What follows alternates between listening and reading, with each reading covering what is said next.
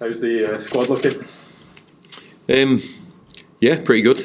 We've got Mark Hour and Ricky Lamy back out on the grass this week, so that's a positive. We've got everybody fit from the weekend, and Liam Shaw comes back into the squad as well. After not being able to play against his parent club, so yeah, it's quite healthy. It was obviously a tough game at the weekend, but is there some positives you can take in that you brought on Ross Tierney and Joe Efford, and they looked sharp and looked bright? Yes, it was difficult to find positives. I think it was a really tough afternoon for us. I think I have to take responsibility for that more than the players. I think I got things wrong more than they did, to be honest. I have to take that on the chin, I think. But what pleased me were the players. They never give in. It was a really tough afternoon. Certainly, going at half time when they scored just before half time, and you realise it's going to be a difficult second half. But to be fair to my players, they didn't throw in the towel, and they kept going. And like you say, I thought all three substitutions at half time made a positive impact on the team. And it's something that we have to quickly put behind us and look at the future. Is that something you would do with the players? You're saying that you'll take the blame for that one. Is that something you'll do? Hold your hands up and explain that to them? Well, I think it's important that we all have a part to play in results, and I'm never, arrogant enough to think I'm blameless in any situation. But I think I have to take the brunt of the responsibility for how we set the team up, how the message about going toe to toe with Celtic. Maybe a little bit naive from me, but I do believe in this group of players, and I do want us to strive to be better and look at every opponent as beatable. I think on the day Celtic were very good, and but I just look at the setup of the team and the shape of the team. I think I got that wrong. So so I talk to my players all the time about not being afraid to make mistakes, because perfection does not exist. That's a reality. So pretending anything different is quite foolish. So I'm honest enough to know that we all make mistakes, and if I make them, I understand that. There's no shame in that, I think, and it's the same from players. We all make mistakes, but it's about the next action and the next game, and making sure that's better than the one before. I saw a conversation Alan Burrows had with I think it was a Celtic fan on Twitter, and they were just talking about allocations for the game, and the Celtic fan had been asking why they weren't allowed sort of more of the ground when there maybe wasn't more home supporters in, and Alan Burrows had just explained it, basically saying that it's so important to value the home support, making sure you don't move them and move their season tickets just for a quick buck, essentially. That kind of just sums up a lot about this club, doesn't it? 100%. It's our stadium, it's our home. It's what's important. Listen, I think we're always gracious with the opponents and welcoming for opponents and their supporters, but not to the detriment of our supporters and our fans who support us through thick and thin. So I didn't know anything about that until you said I'm not on that outlet, but 100% agree with them. We have to look after our own and protect each other and make Fir Park it's got to feel like home, and it's and it is, and we've got a fantastic record here for those reasons, that the fans are on board with us, and it's important that we repay that faith. How important is Liam Kelly to this squad? Obviously he conceded 4 goals. No goalkeeper would want to concede 4 goals, but some of the saves he did make were tremendous for you guys. How important is he for you? Well, I think I've spoke previously about Liam Kelly in his attributes and his qualities, and it's why we worked extremely hard to get him on board. But he's as important as every other player in our squad. I think the biggest thing for us at Motherwell is our strength is in our unity and in being together, and not each individual.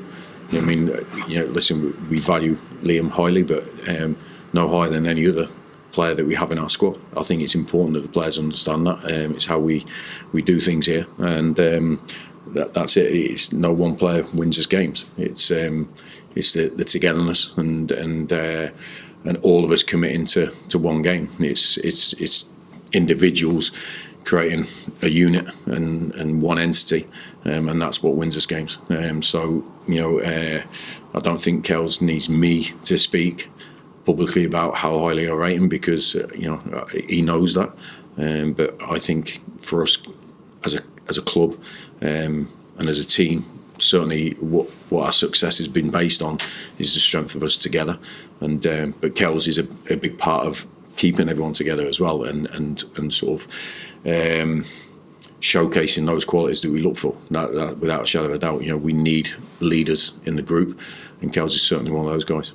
Scotland's got 2 games to get to the World Cup next month. I mean, he's certainly going to be knocking on the door for the squad, if not even could he start for Scotland? What's your thoughts on that? Well, I think he's been involved with the squad already. I think the manager knows how good a goalkeeper is. He knows he's got more than 1 or 2 good goalkeepers to choose from, like he has in other positions. So, Kel, I think the manager is well aware of what Kells can bring to a group and bring to the team.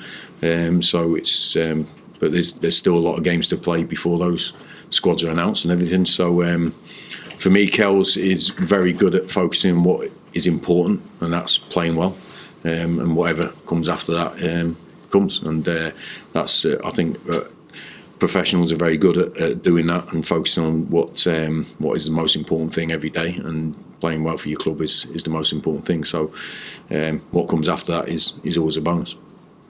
What's your thoughts about this game?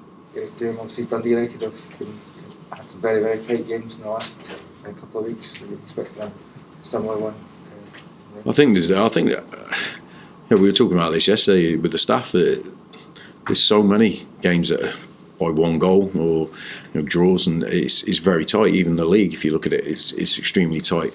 Outside the top 2 that should be away from everyone else, because that's what the game dictates. But the other 10 teams, I think there's a real closeness and competitiveness between us all, and a lot of games are on fine margins. So I don't see tomorrow being any different from that. I think it's we've seen that all season with not just them but us and other teams. So that's why how hard you have to work and play, because you have to fight and scrap for everything. And when we've committed to our game and showed what we're about, I think that's when we produce our best results. And we've put ourselves in a great position to finish the season well and strongly. And we've got to detach ourselves. I've seen over what talked about before about me getting it wrong on Sunday. There's a gulf between that top 2. Really, it's the rest of it is a 10-team league, and in that 10-team league, we're in a really good position, realistically. And but that's down to how the players have approached every other game this season, and we have to do that from now to the split at least to make sure that we make this a successful season. And but the players are motivated to do that, and I think the opportunity is there for us to do it. Obviously, we talked about Joe Efford a wee bit. The impact he made starting the second half. Is that good to get maybe a bit more help for Kevin Van Veen, because he started a lot of games recently, had to put in a lot of work over the last few weeks when there's games every 3 days? Yeah, but the players want to play. They want to play every game. It's I know the games come thick and fast, and it's been a difficult, I think, period for all teams when you have 3 weeks off and then all of a sudden it's Saturday, Wednesday, when you're not used to that, because the Scottish Premiership isn't like that normally. So I think that's been a strain on players, but listen, it's what we're on in this game for, is to play games. So I think it was a real positive impact from, like I said, from all 3 subs that came on. Joe was one of them. It was good to see Joe in live action. We've only seen him in training so far, and limited training because of the games programme. But he came on. He was positive. He wanted to take people on. He wanted to get shots off, and that's what we encourage all our strikers to do. Is to like I went go back to the previous statement about not being afraid of making mistakes. That's what we want from our players. They never have me on their back for trying things in a positive fashion in the final third, ever. We've got to give them that freedom to go and attack people and get the shots off. And Joe's certainly got that ambition. He's shown that in training. He showed it on Sunday. But we have other players that can do that as well. And we're going to have to create and score goals if we want to solidify our position in the league. And the challenge is there for the players to take on.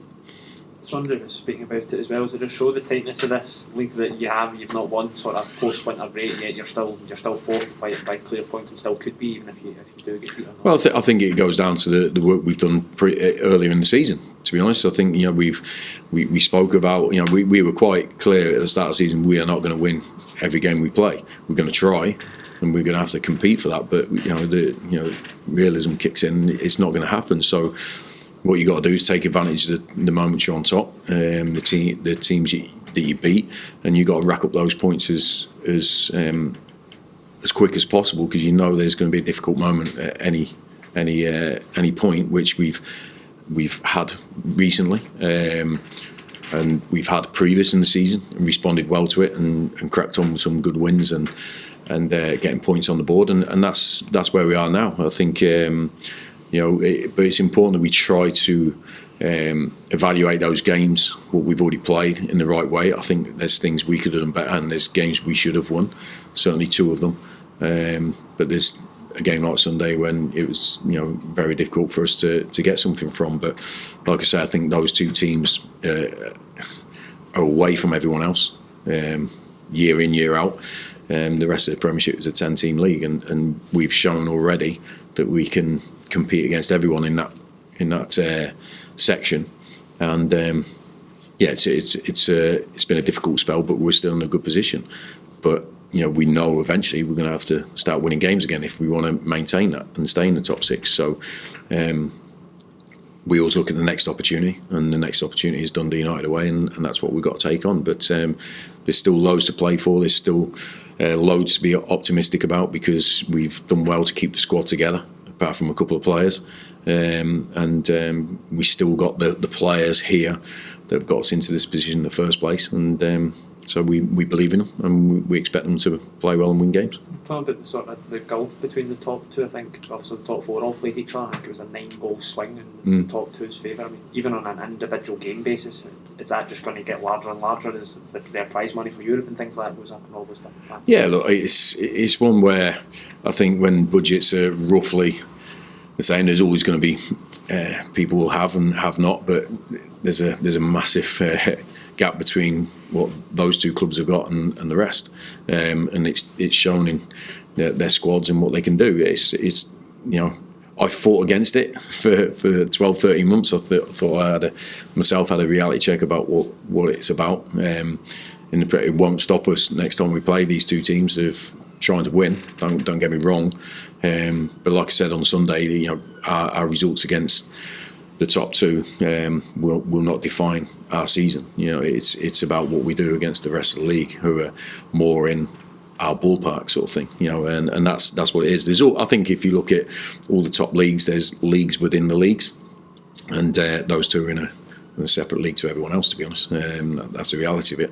But it doesn't stop us losing our competitive edge and trying to win as many games as we can. Just on Mark O'Hara as well, pretty good news for him to be back training things. That's been a really stop-start season for him, really. It has, yeah. Since I've been here, really, to be honest, it's I don't think he's played more than three or four games on the bounce. Unfortunately, he's been really unfortunate in that scenario. He's picked up different injuries, contact injuries and muscle injuries. So, but he's trained with us the last 2 or 3 days. To be fair, he looked great yesterday, really flying around, which is great. I spoke to him in January because there was a couple of clubs that wanted to take him, but he wanted to stay in and fight for his place, which was brilliant for me to hear, because we know Mark's a very good player. It's been difficult for him actually getting a run of games going through unfortunate circumstances. But the more good players we have, the stronger our squad is. We're going to need everybody. Every player that's in that squad has contributed to our points tally this season. And they're going to have to do that again. It's never going to be down to 11 players. It's going to be down to to 20 players between now and the end of the season, how many points we win. So they've all got to be ready and all prepared to contribute.